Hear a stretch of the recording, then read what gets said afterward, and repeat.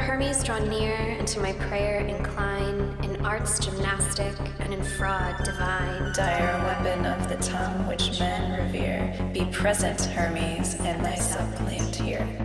Welcome to Third Eye Bind, Episode 8, Ghosts. Thank you for supporting the show by subscribing, rating, and sharing. Please join us at patreon.com/thirdEyebind. Hi, I'm Laura, And I'm Caitlin. and welcome to Third Eye Bind, Episode 8. What are we talking? Oh, ghosts. We're talking about ghosts today. I know, I'm really excited. I am so pumped to talk about ghosts, like you have no idea. This conversation can go in so many directions because we both spend so much time in the world of spirits and ghosts. So I'm In different ways. very different ways. In very different ways. Mm-hmm. I spend most of my life consuming information about the paranormal, truly on a hobby level basis. Like that's all I listen to, period. So I'm very excited. And I'm a professional medium, so I talk to ghosts all day. And I've never seen one. Let's do this. Let's do this. Let's see what the cards have to say. What are they going to say? Because there's so many different ways to approach this.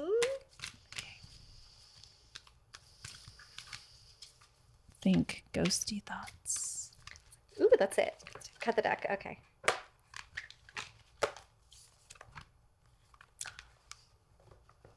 I like this. What is it? I'm so excited. It's like Christmas morning for me It right is now. like Christmas morning. I pulled the King of Wands. Okay. And Don't know what that means yet. in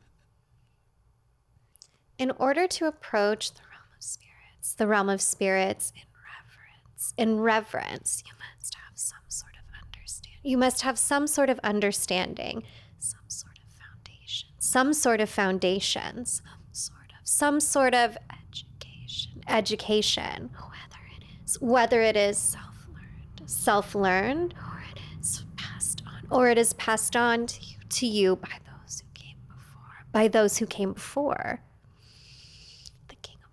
The King of Wands arrived at his crown by trusting his intuition, by learning all that he can, and connecting to the realm of spirits.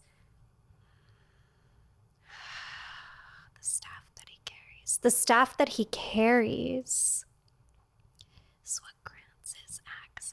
is what grants his access to the other worlds. Fuck yeah, spirits. Keep going. Love it. Ooh, did you feel them in me? Yeah. Holy shit. I was like, they're like, oh, you're speaking to us? Like, hello? Who is this bitch? I've never channeled like that on the show before. I want to be like, No, that was cool. I'm that was who am kind I of creepy. speaking with right now? A King of Wands in the flesh. In your flesh. That's true. What's your name?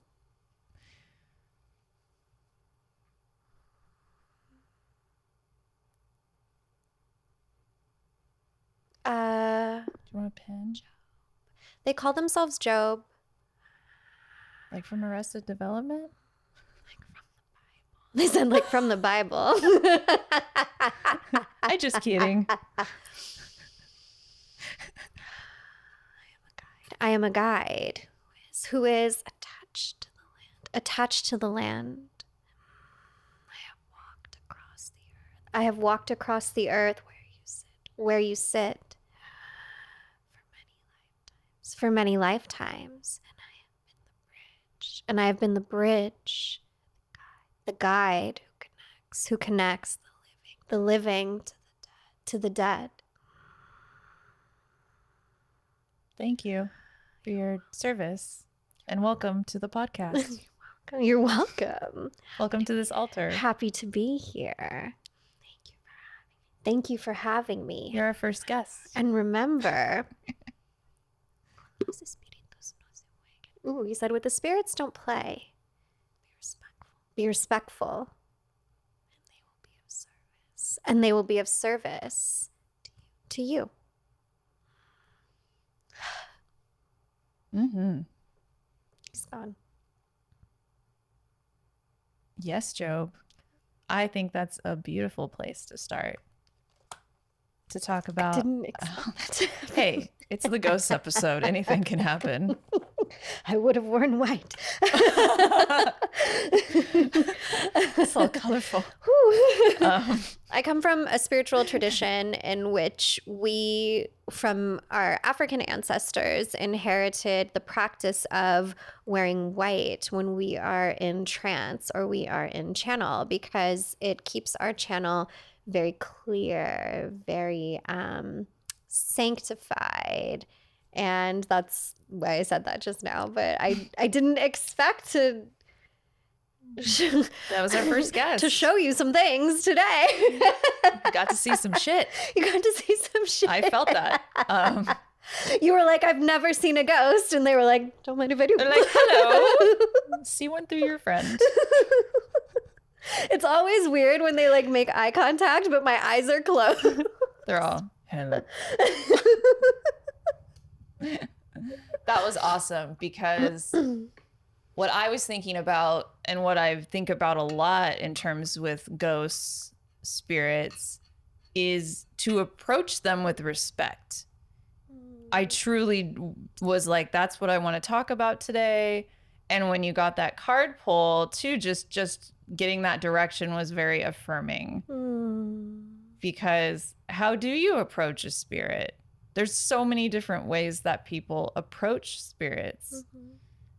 The most common or the most public that we see is through ghost shows, ghost hunters, ghost adventurers, ghost whatevers, you know? Yes. And I think what I've noticed about, I'm a heavy consumer of that content. Yes. And sometimes it's cheese, and sometimes, and especially lately, what I've been finding with a lot of these paranormal investigators, just sort of muggle people that are, you know, totally non-witchy or not in that space. Ghost that are bros. Ghost bros. That they're really finding that reverence, respect, acknowledgement is how they're getting results. And therefore it's become more commonplace for that to happen. And on some of these shows, they're doing really cool shit and interesting things where, you know, that's taking the forefront, is that ghosts are people too. Literally. And that's an important thing to remember when you're approaching them, right? I mean, that seems to be something that's crucial to actually making a genuine connection with a ghost or a person in real life. Would you go into their house and just be like, hey, fuckers, you know, what's going on? I'm here to kick you out of your own house. Show me something crazy. Boom, like kick over a table. Yeah.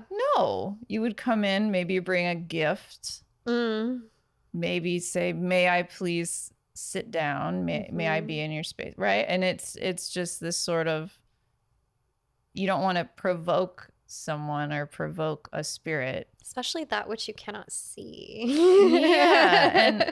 And yeah. I think it's interesting because I've been learning a lot more about like newer ghost shows from you, and what had originally turned me off to those types of TV shows was the lack of reverence. Like a lot of the ghost hunter types are like, we're gonna fuck shit up, Ghostbusters, which I have my own feelings about Ghostbusters, which we can talk about on another day. Or this day, I don't know. The movie Ghostbusters? The movie. Like the idea of Ghostbusters themselves. No, we should talk about right? that. Yeah. Like, because my kids the other day, when we watched it together, were like, so the Ghostbusters are cops. we don't like that. Right. No. They're yeah. like, why do they get to decide who gets to stay or leave? Yeah. And imprison ghosts instead of what you were talking about, which is approach them with reverence in their own space. Yes, in real life, I think a movie's meant to be funny, and it's it a is different funny. time. It was the 80s. But yeah, if we're looking at it from like literally what they're doing is not okay. There's this one ghost they're hunter. cartoon characters, Yes. the ghosts in that movie, you know. Totally. It's Slimer. Like, what is Slimer's backstory? Who was Slimer in real life? I want a Slimer origin story What film. happened with Slimer that brought him to be in that sort of manifestation? A poochy, cute little chunk. Exactly. I want to know. Why is he so hungry? Because tricksters are motivated by their desire to eat. There you go. Tricksters want to be fed. That's right. They want to be fed, and there's no rhyme or really. They just, that is it. Yeah. Ooh, Slimer's a trickster. He is. I like Slimer now more. I remember watching like an older ghost show a while back, and I remember the person who was doing like the paranormal investigation was like, we're training these spirits to do what we tell them to. And I remember thinking like, the spirits are training you, my friend. Yeah. The spirits are training you. You're in their space. Like they're living getting a are- reaction yeah. from you, not the other way around. Yeah. The living are arrogant with the dead. Because if you're just taking, you have to approach a situation, I would imagine. I've never been ghost hunting. I've never seen a ghost. We can talk about that in a minute. But I just feel like you really have to, why am I doing this? Why? What's the end Yes. goal to this? Like, why? And What's my motivation? Yeah, what's the motivation with going into a home and looking for a ghost? What I like about one of my favorite ghost shows right now is Kindred Spirits with Adam Berry and Amy Bruni, who have been doing it for a very long time. And what they do on the show is they go into places and really try to help the spirits, not and therefore help the people that are having hauntings that are upsetting or disturbing them in some sort of way. But it's a lot of like looking into history of the place, identifying who it may be, like testing out and being very respectful in the way that they're doing that, and also finding the appropriate sources to then help with those spirits. So if it's a Native American spirit that's being seen, they don't just go, oh, we'll call a priest in. They call the appropriate indigenous peoples of that area's elders to come in and actually consult. So I really like that they do that. And their intentions seem very, very kind, and I enjoy seeing. I mean, it's called Kindred Spirits. It's like, that's cute. It's as a different fuck. kind of. It's really wholesome. That's squishy. Yes, I like it. Yeah, it's very squishy, and I think I want more of that. I want to watch more of that. I would definitely be interested in watching that, because I think that what is the biggest problem in colonial horror tropes is that, especially in like movies, old ghost hunting TV shows for sure, but like The Conjuring, all of these other, The Exorcism of Emily Rose, all of these other like Americana haunting pop culture content fails to recognize the reason why these places and these families are likely experiencing turbulent paranormal phenomena. Yeah. And it's because like we live in a country that was founded on genocide. Manifest Destiny was the genocide of indigenous people. And then the country was built on the backs of enslaved people who were trafficked from Africa to the United States. So when you think about that first, it's like, oh, yeah, no fucking wonder. No shit. There's spirits here who are really upset. And part of my work is assisting turbulent spirits by having conversations with them and offering them the rites of passage to the afterlife that they were not given the courtesy of having while they were living, while they were passing on. I found that so many spirits who are turbulent, like, just want to be seen, just want to feel respected, just want their land back. And in offering our respect to them, our service to them, they are able to transition over and release some of their pain. And a lot of that paranormal activity starts to subside. You know, like you said, ghosts are people too, and they're around us all of the time. And when we offer our genuine empathy, compassion, conversation to them, I don't know, things stop feeling so scary. Right. And start to heal. Right. There's a lot of just on these shows talk about the typical like solution, with the exception of like kindred spirit. Like they don't try to move people on. That's not even the goal. I don't know if that's like always the goal, or if it's for some of them, for some of the ghosts, that's what they need. And some of them just want to stay. Yeah. And what they try and do is like, they don't force anything. That's not the end goal. The end goal is to like be in harmony with the spirit that's there. So they don't, you know, they don't disturb each other. The living aren't disturbing the dead. The dead aren't disturbing the living. And they're living peacefully, if, you know, if nothing else. I like that too, because I don't know the answer, but it's, you know, there's theories that moving on is the goal. And maybe that is for some people, but maybe staying and sticking around is what they would like.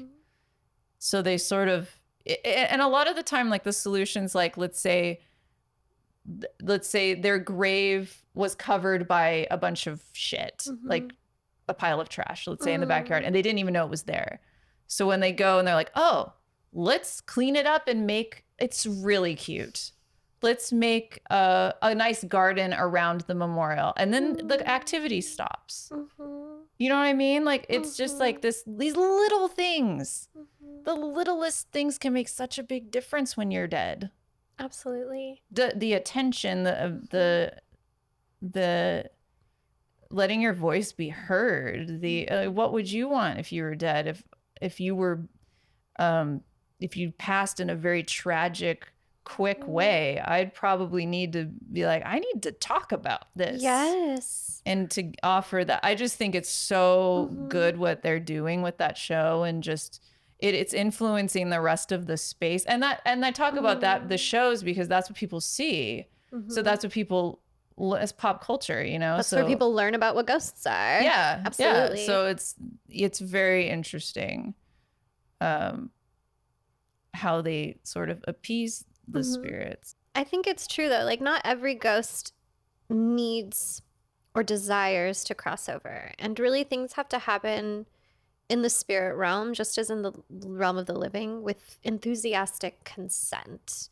And some spirits like aren't ready, and some spirits, like, their current role is to be a guardian of the land, or be a guardian of a home, be a guardian of a place. Like Job said, I have walked upon this land, and I'm a facilitator of this bridge from life to death.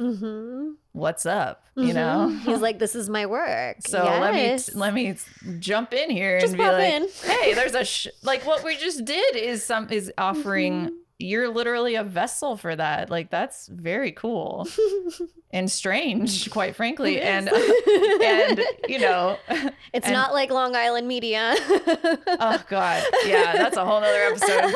Oh my God. But you know, even what we're facilitating for this episode is an offering for those. Hey, I'm not going to speak for Caitlin, but if anyone wants to speak or show up or listen or sit, I'm down. Like, it's, you know, so because one of the things that I do personally with ghosts, I guess we'll shift to like what are our experiences with ghosts, right? Our personal experiences. Yes. I've never seen a ghost with my eyes. That is not something that I have either. I won't say that I can't do it, because you've taught me to not do that. Or I'm like, I'm not psychic. You're like, okay. Well, you are. Yeah. So it's like, I just maybe haven't I done it haven't yet. developed that yet. Maybe it's not time. I don't see shit. Okay. I've not seen a ghost, or a ghost has not decided to show its ass to me. Okay. So, which I'm down for. But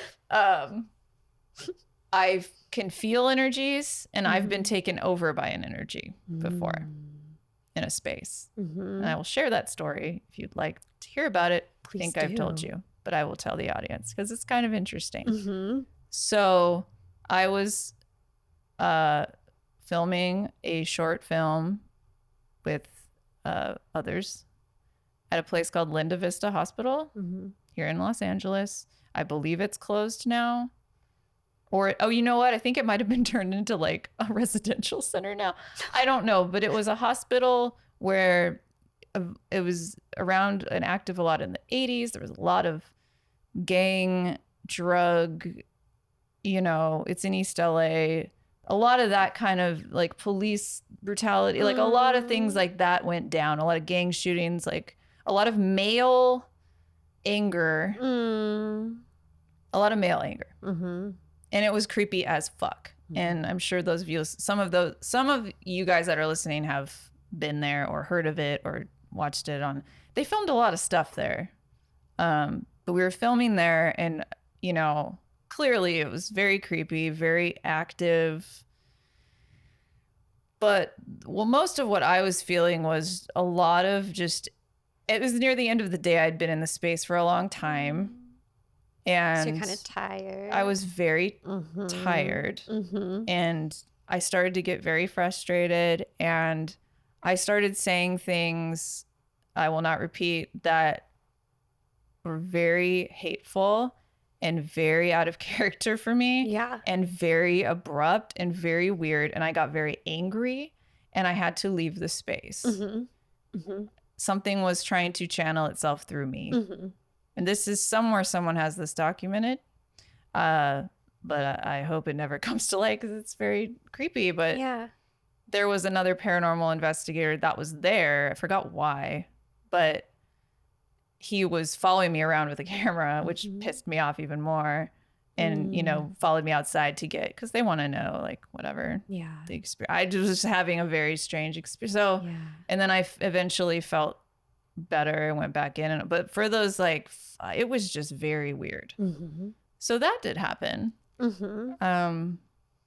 I know you've had a lot of experiences with speaking to ghosts, and maybe I'm just wondering where that started for you.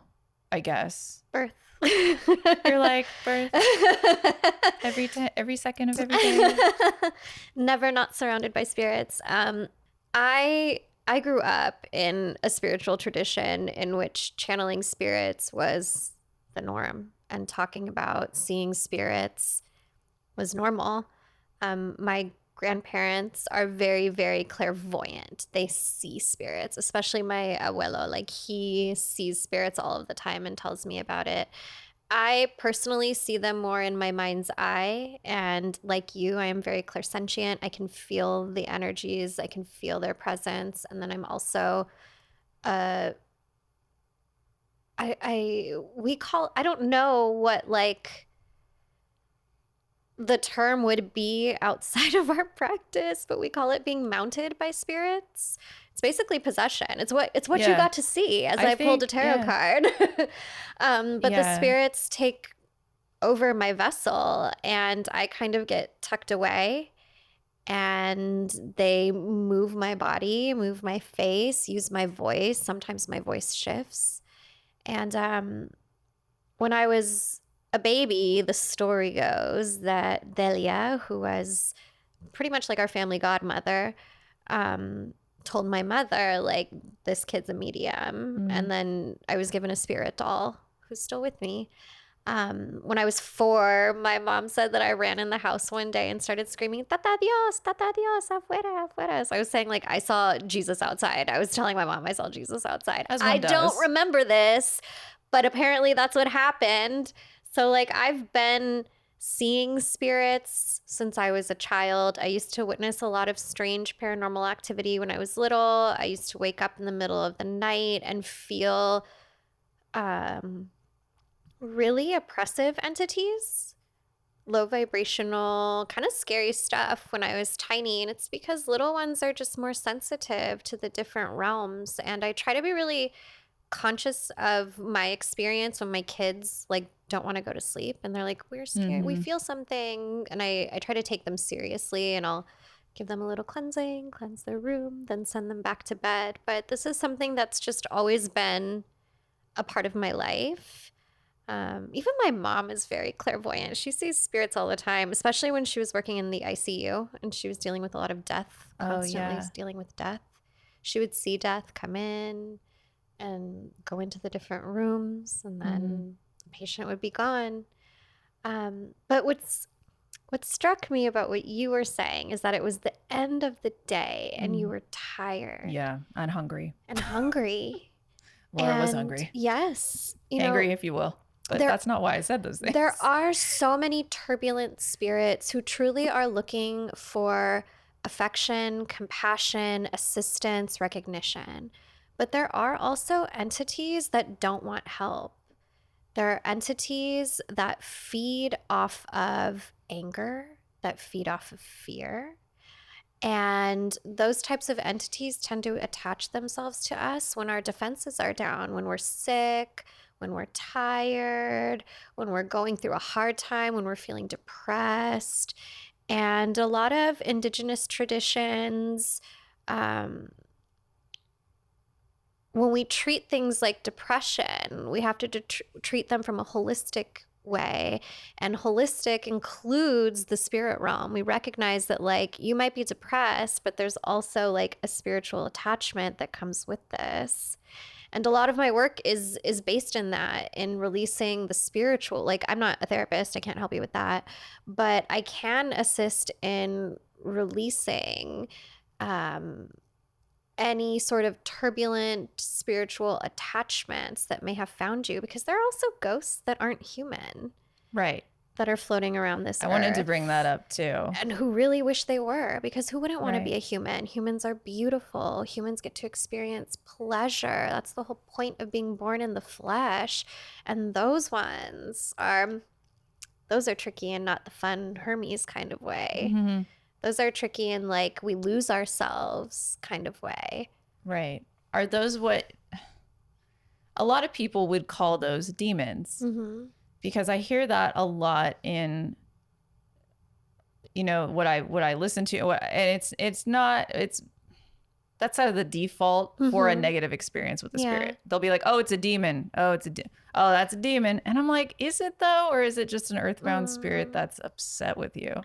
But then sometimes it's like, oh no, that's a fucking demon. Like, what to you is a demon? Because it's such a broad term, I feel like. I feel like in the biblical sense, a lot of the entities that have been called demons are generally indigenous or pagan powerful spirits who have been intentionally demonized by the Catholic Church to disempower the people. Yeah. No, that's but very what well do we said. call, I don't know what we call these entities. Right. Like sometimes like they're fucking scary though. And like I've worked with demons and I'm like, you're radical. But the things that I've seen attach themselves to human beings, like they are terrifying. Like they're terrifying. Like they're visually. It's funny. I was telling you about another paranormal show where I was like, and this bitch is a psych, and she says this weird shit, and you were like, I was like, oh yeah. No, you were like, yeah, no, that actually sounds good. Because to me, I was like, is she faking it? Is she? And you were like, no, actually, that sounds pretty accurate. I've seen things that look like. Have you seen those little cute furry caterpillars? Yeah. That, but evil. I've seen a lot of that. No, that's the kind of stuff that she talks about. I've seen a lot of that, and like goopy things. Man. Oh, it, like just gross, like gross me out type of stuff. And when I've seen things that are like typically classified as demons in the biblical sense, usually I'm just like, oh, you're literally just a non-human spirit, Right, maybe yeah. a celestial, maybe an elder spirit, some sort of animal type Or of like entity. tied to the earth, that comes up a lot, like an Exactly. earthly being that's Yes. out of our sort of cognition. Yes. And that doesn't mean that exactly. it's evil. And then it goes to like, what is even evil? You know what I mean? And Yes. it's Well, and that's kind of the thing about spirit. Something I've learned is that what appears in front of you does not always help you understand what type of entity is in front of you, because angels don't look like tall blonde white ladies with beautiful gorgeous white wings. They're No. fucking scary. right. Aren't they like eyeballs and fucking, yeah, like it's Saint Michael is like this big hovering dark shadow who's got the face of like a hawk and a bull and like a ram all at the same time. And sometimes I only see his fucking eye or like his shadow, and I'm like, ah, but thank you for Right. being here.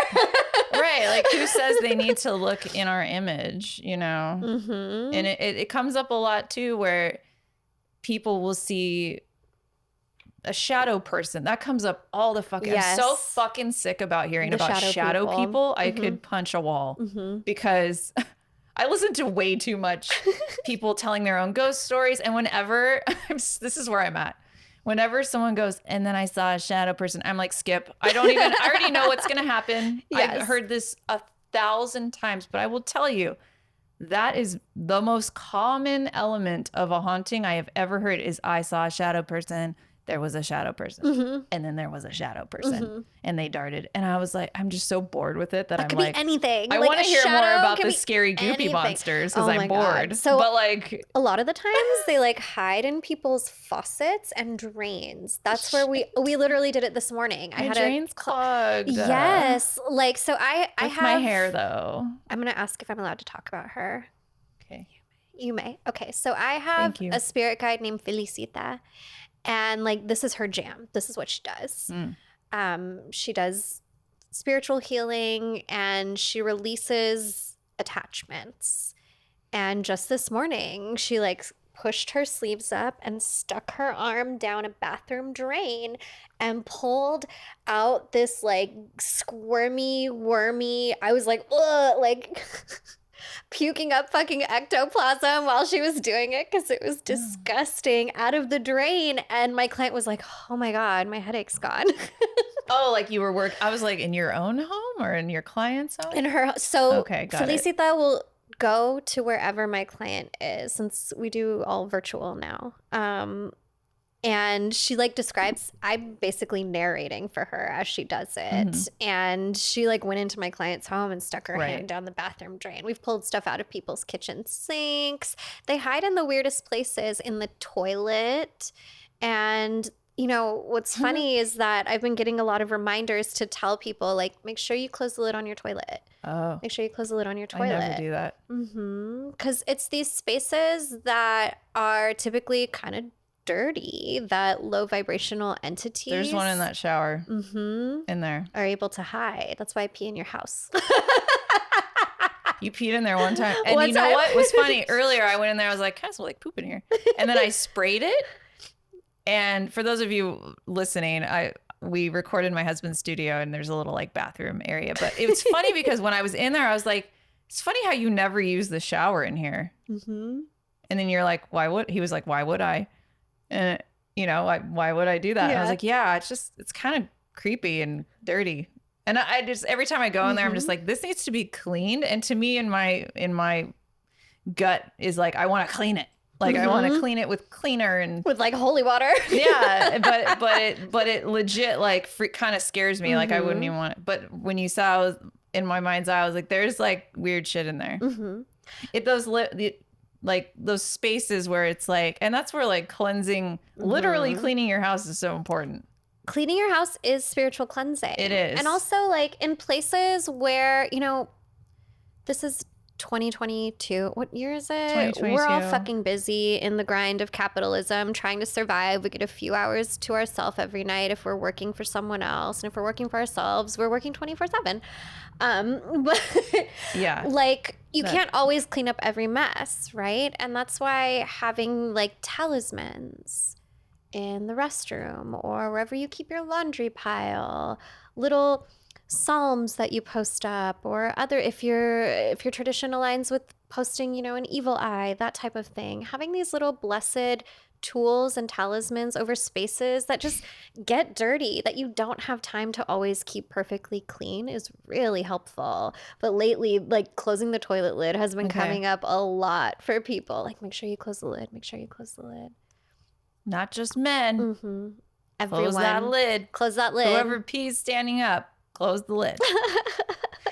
Oh, that's so weird. Yeah, no, that's so true, because you've seen my home. I'm very clean. It's immaculate. I am clean as fuck. I don't have human children, so I do have more time to clean, but I'm so, like, I do not like messes because it messes with me energetically. Like, it makes me feel just shit. It makes me feel really shitty, and that's just the type of person I am. And I think that has to do with my witchcraft, because I just started sweeping instead of vacuuming more, because my vacuum broke. But I think that was I didn't tell Mike that yet. My vacuum broke.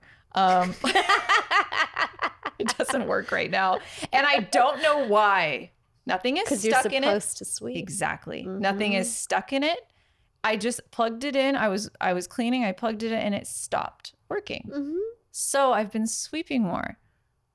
That on its face is obnoxious and like, why me? My vacuum broke. I have to buy a new one. But now I'm like, oh no, I'm supposed to be sweeping, because sweeping, literally using a broom is tradition. Yes. And it's meant to be, literally the act of sweeping is a ritual. How many goddesses across the globe hold a broom?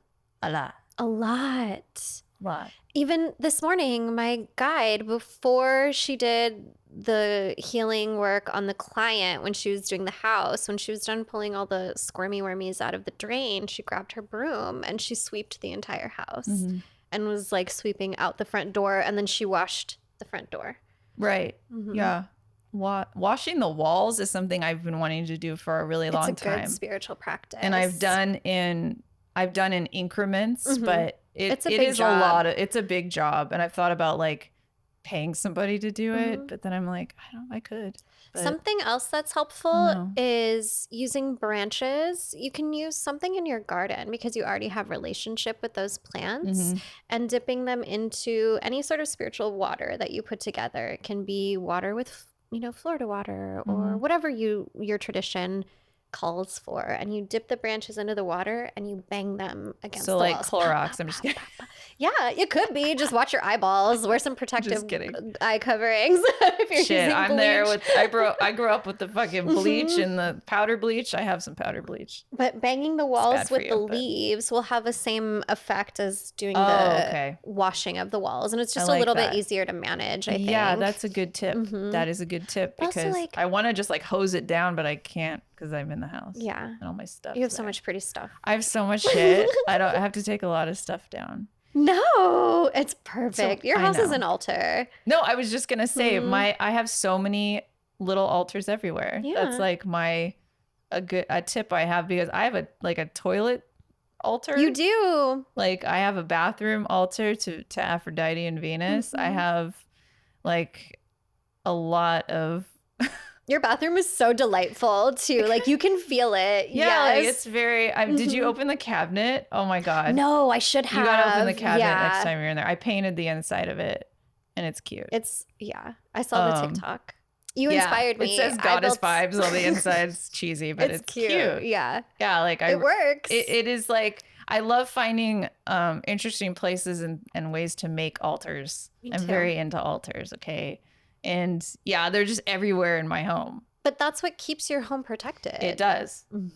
I also draw sigils in white chalk on the top of my doors. Yes. That's another thing. If you work with sigils, like, draw that shit on your wall. It will look cool if you have like a darker colored wall. Like, absolutely. Use whatever color you want. But like, if you have white walls, you can use white chalk and you won't see it if you want it to be more hidden, which is, I'm totally down for like hidden hidden magic. Witchcraft, and if you're in a situation where you need to be, you're not open about it. Yeah, that's a whole episode we need to do. Yeah, the broom closet. Write that down, Mike. The broom closet tips and tricks. There's a really incredible book that I recommend for everyone who's getting started on their magical or spiritual journey. It's called Psychic Self-Defense, and it was written by Dion Fortune in the early 1900s.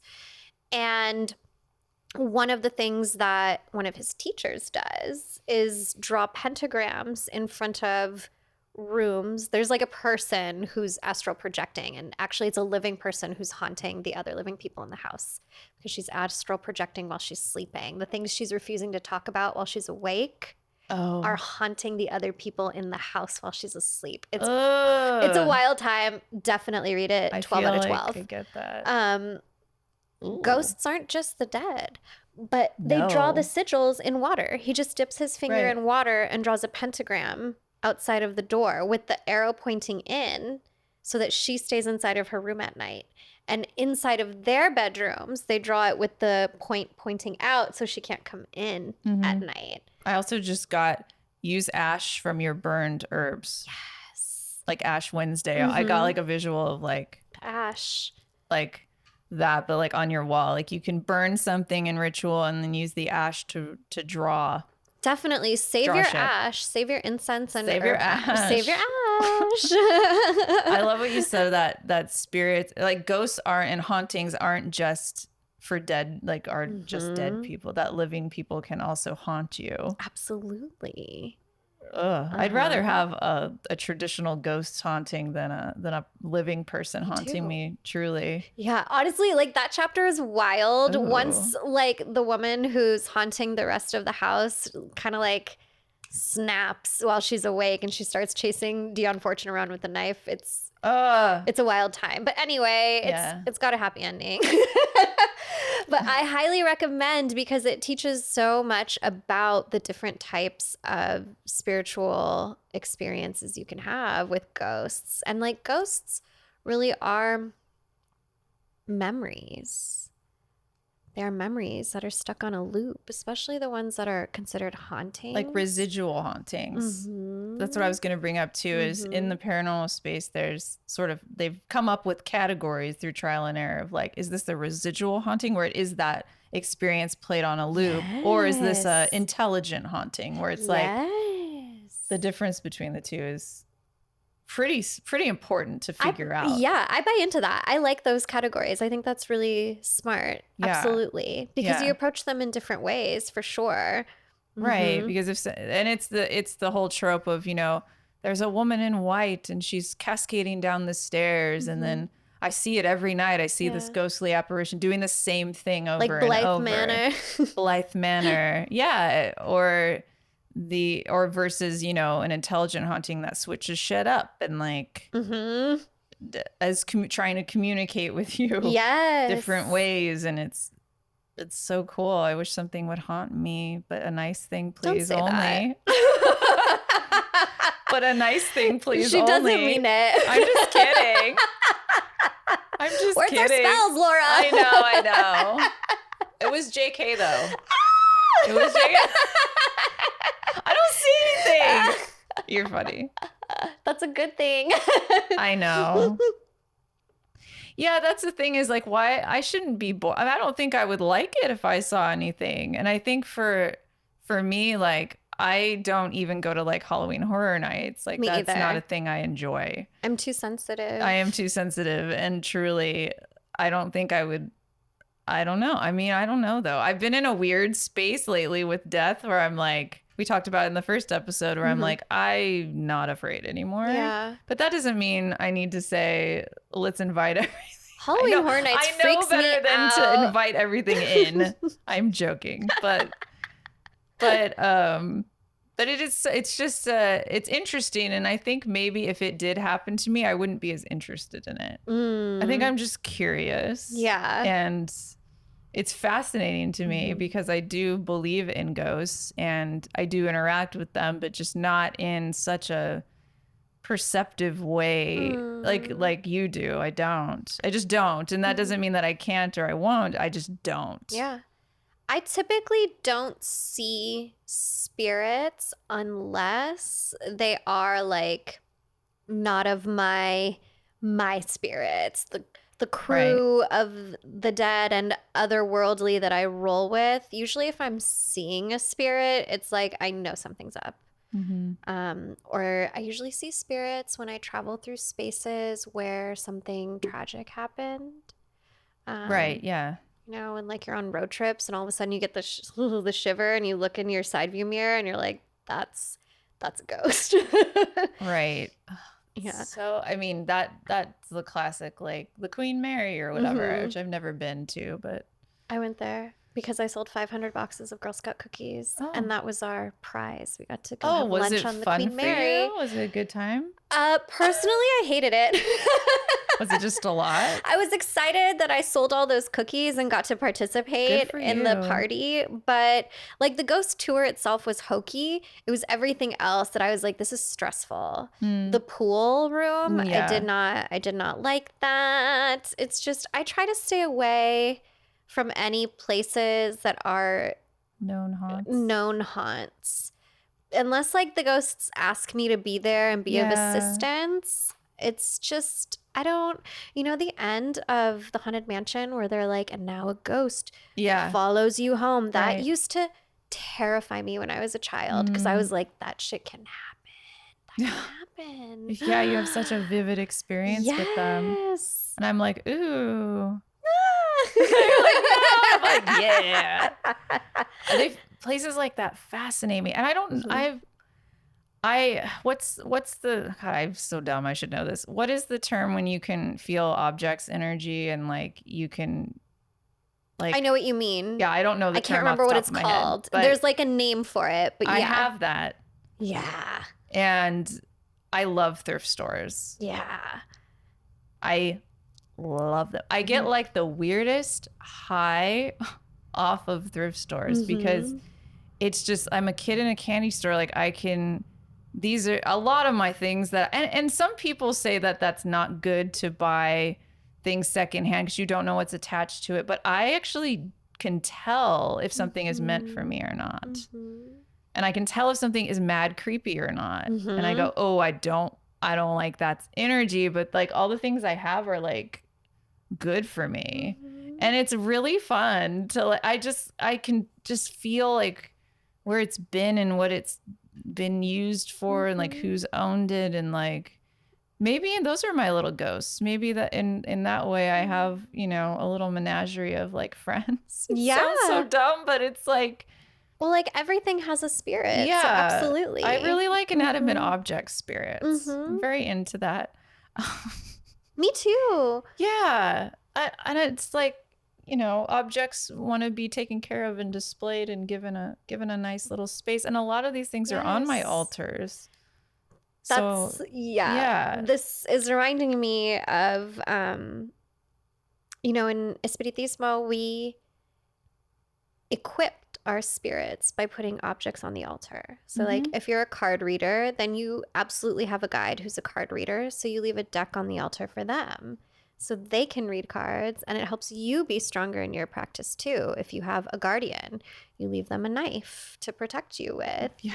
If you have a spirit who's an artist, you leave them a paintbrush. Like all of these little objects have spirit and are also of assistance to spirits, which is like that part is super delightful to me about stuff. Like, everything has a spirit and can be utilized by those who we cannot see, especially if we put them on the altar. And that's so cool to me. You know what I did? I just started doing because honestly, I saw it on a show that's meant to be it's a comedy called Ghosts, and it's a BBC show. I love that show. Do you watch the BBC one or the new one? I watched the new one and I liked it a lot. It's the same show, but the British one is the one that I watched. Okay, I'll give it a try. And I don't know if she does this, the main character in the new show, but on the old show, she leaves books out for the spirits because the show is about, I highly recommend the British version. I have not seen the American version, but it's like that office debate where I'm like, I don't know, I want to watch it because like they're different actors, but I'm doing that shitty thing, but they're both very good. But it's on Amazon Prime and it's called Ghosts, and it's so cute. This woman like can suddenly see ghosts in her house, and it's comedy and they're all funny, and but it's very it's very relatable. Like truly, I feel like that's more realistic than a lot of the way we see ghosts portrayed. I agree. I think it's, I mean, I've only watched the American version and I think it's great. Yeah. The British people made the American version. It's fine. But like, I think it's great. And she leaves books out for them and turns the pages every day so they can read it because they can't move it with their hands. Too hard to and I move started it. doing that as like giving them entertainment. I'm a big, I'm a fan of entertaining spirits. I very much enjoy entertaining them, whether it's like dancing in my undies, singing, playing my stupid ukulele, like reading them poetry on Samhain. I do that every year. I've made that my Samhain thing because there's so much pressure on Samhain or whatever you sort of thin veil holiday that you celebrate. Samhain is what I celebrate, and it's like I feel like it's a lot of like me a lot of the time with that. And I'm like, no, the veil is thin. Like it's for them. It's for them. It's for them. Especially the dead. Especially the dead. It's the day. It's the day of the dead. It's not the day of the you reap all the things. Like it's for me. That's what it is. Yeah. It's not the harvest. It's not the harvest. It's a cornucopia for them. So I try to really like give back to the community and on Samhain, and I have a bonfire, and I did this like last year with 2 of my non-witchy friends, and I was like, we're gonna read poetry to the dead. Yes. And that's what I have, this book of like Halloween poems, and that's what I do. And we took turns reading, and we had like hot chocolate, and it was like so cute. There's this really brilliant quote by R.L. Grimes. Performance is currency in the deep world economy. And the spirits delight in when we perform for them. They delight in it. Like that feeds them. So like that you sing to them and dance for them. That's a big part of my practice too. I do a lot of singing and dancing for the spirits and reading to them and just talking out loud about what's going on in life and asking them questions. And like there's something about performing for your spirits because you're not taking from them. You know, you're not asking for anything. No. You're pouring into them. It's that good Ace of Cups energy. Yeah, you are. And it's honestly, I feel the most comfortable when I'm like alone performing for them, because it's like you can be stupid and they don't, you know, they like watch you poo maybe. Like, I don't know. Like they're around, you know, they can do that. It's just like, they're always there. The toilet ghosts are coming for me, you know, like who knows? I don't know. But it's like, there's a level of comfort that I find from it that's the same sort of comfort I feel when I talk about like what I would hope for others to get out of witchcraft. It's a comfort. It's a support. And I feel that way when I interact with them in that way. Even if you're not sure who they are, you have a very specific knowledge of who you're dealing with. And I think that's really, really cool and great. I don't always have that specific where it's like, you know, their names. Like that's something to aspire to, I think, and to work towards, and something that I would like to do. But even in how long I've been doing this, that's a new thing to me, you know? And I think that I would like to encourage those of you listening to really explore that. Maybe you're getting like more information and you're second guessing it, you know, or something. Or maybe even if you don't have that knowledge, don't feel shitty about it, because I don't either. Just ask them. Just ask. Yeah, just ask. And ask in them those their names. relations, you're like, just ask. And believe them when they give you a name, because often the spirits will reach for something that they know you can see and understand. And a lot of your spirits don't speak the same colonial language that you do, right? Like we all speak English because this is America. We don't all speak English. That's annoying. I speak English and Spanish, and both of them are colonial languages, and a lot of my ancestors don't speak either. So they're like, this bitch can't pronounce our name. They're not going to know. So they're like, Jane. And I'm like, okay. Bob. There. And the more that you commune with them, the more they will guide you to what their names truly are, because slowly you'll start to understand where they're from, what their deal is, what kind of a person they are. And they leave you little hints and clues here and there. But you really can just ask them and like trust what you feel. The first name that comes to mind, trust it. I find that a lot of guides will like share their name through like pop culture. So like you'll turn on the TV and a character's name will be spoken and all of a sudden you feel something and it's like, oh, that's your name. That's my guide's name. Wow. Or you're reading a book and you see a name and you're like, oh, like that's the name I've been looking for. Yeah. It's such an interesting journey to like connect with your ghosts and your spirits or whatever you want to call them. Yeah. It's a part of witchcraft that I don't think it's talked about enough in the what's popular in witchcraft now, in pop witchcraft, I will say.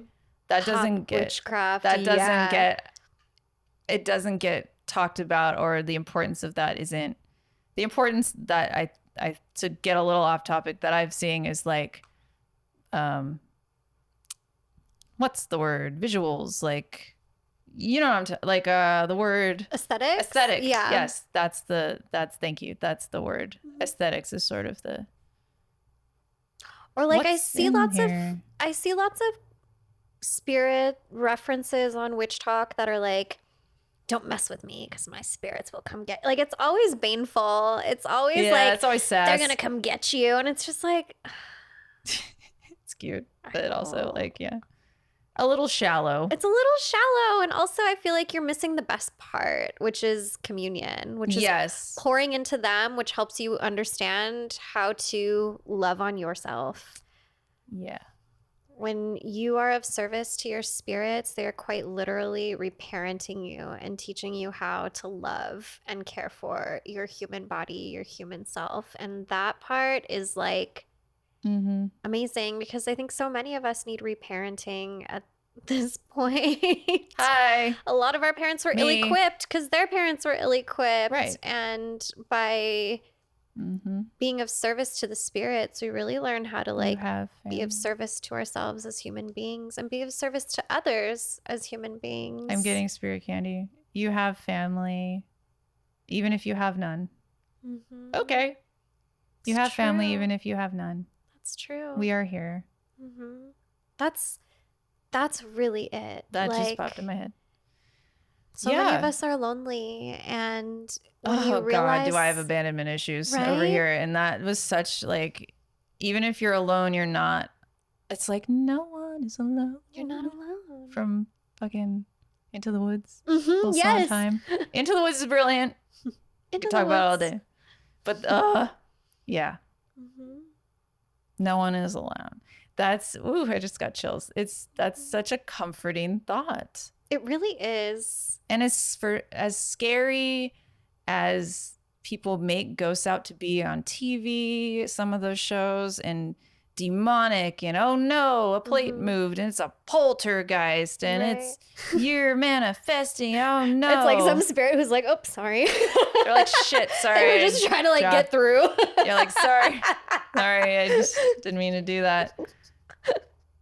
Like, if we reframe that, which some shows are doing.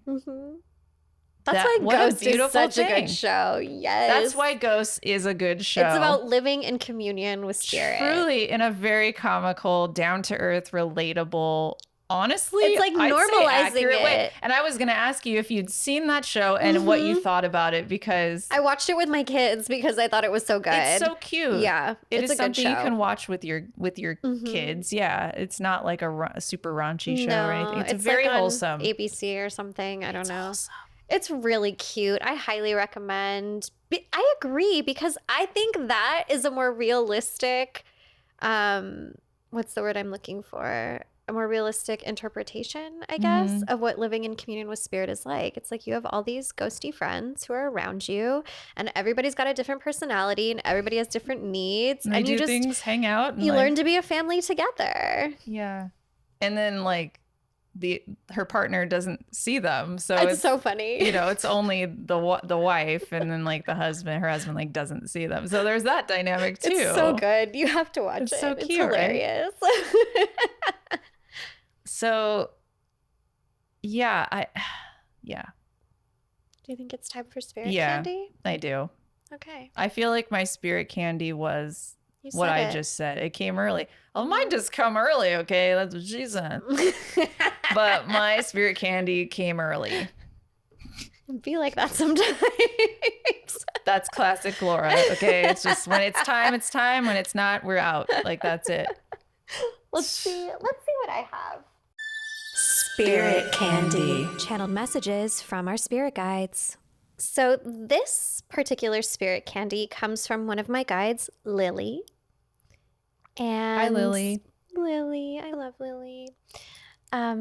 Sweet siblings of the flesh. Resist the urge to talk yourself out of asking the spirits who support you for what you really want. Allow yourself the permission, the opportunity to ask the spirits for whatever it is that you need. Exercising self-advocacy at the altar translates to greater ease and power in exercising self-advocacy amongst the living. You are worthy of having not only what you need to survive, but what you desire to bring inspiration, jubilation, ease, safety, and joy. Sing it out loud. Push your words into the others with every breath. Write your petitions on parchment and anoint them and yourself with sacred oil. The season of the ancestors arrives soon. Start clearing and cleansing your altars to prepare for their return. Take inventory of your resources. You may be surprised to find something where you thought there was nothing. You may be surprised to find tools where you thought there were blocks. We love you. We carry you. Lily. I love that. That's a good one. Mm-hmm. Find tools where you thought there were blocks. That stood out to me. Mm-hmm. Sometimes they take away your tools, like your vacuum, Yeah, and hand you a new one. right. You thought it was a block, but the tool was the broom. Exactly. Every time you mention the vacuum, I can't help but think of like Mary from Hocus Pocus. Hocus Pocus riding the vacuum. Yeah, The old like with the red bag on she's it. like, Minnie, I don't like this thing. I don't know what this is. Fucking love. Mary's my favorite. I love her. She's I love witch culture. She's just watching like, oh. It's all like, okay. God, that's so funny. The mop. Yeah, the vacuum. Truly. Thank you. Do we have any questions today? I might be able to pull up a few. Pull up a few. Okay. What do you do with the glass jars from candles after you've completed your spells? I love this question. That is So a great question. for me, if I'm doing any sort of baneful magic, which doesn't happen very often because that's a lot of effort. But if I'm doing anything that's baneful or if I'm trying to send anything away, so cleansing, clearing, road opening, even not even road opening, but block busting, when I'm trying to get something out, I will either throw it away in a trash can away from my house, at the very least outside of my house. I don't want to keep it inside. I do have this one trash can that's at a crossroads in front of a bar, which is kind of fucking perfect because crossroads spirits love that type of energy. Oh, So I toss a lot of my spells in that trash can. there you go. You can leave your spells at the crossroad, but make sure to leave payment for the spirits there as well, like a cigar, some coins, a cigarette, just an offering so that they can carry out the rest of your spell.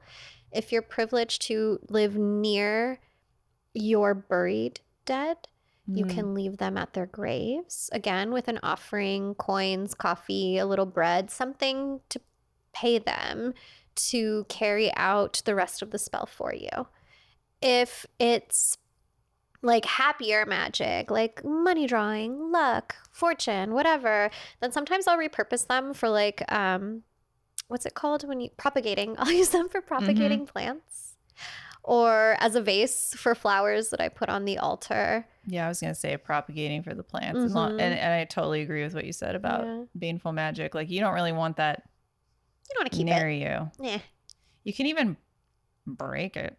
Honestly, Breaking it's a good idea, I think and the throwing act of- away. that could be a part of your ritual to really be like, I am done. Yeah, that's kind of badass. Fucking break it, sweep it up, and then dispose of it properly. Yeah. Maybe that's the jam. That's cool. I like that idea. Breaking the glass. I like very active things. Yeah. like symbolic, active Releases things. it. But make sure you don't step on the glass and be careful. And I wouldn't bury it. I wouldn't do that. no, I Just- think that's not biodegradable. Yeah, so I feel like it's not good for the land, so Yeah. I wouldn't. let's not. Also, I bury feel it. like burying things keeps you attached to yeah, them, Yeah.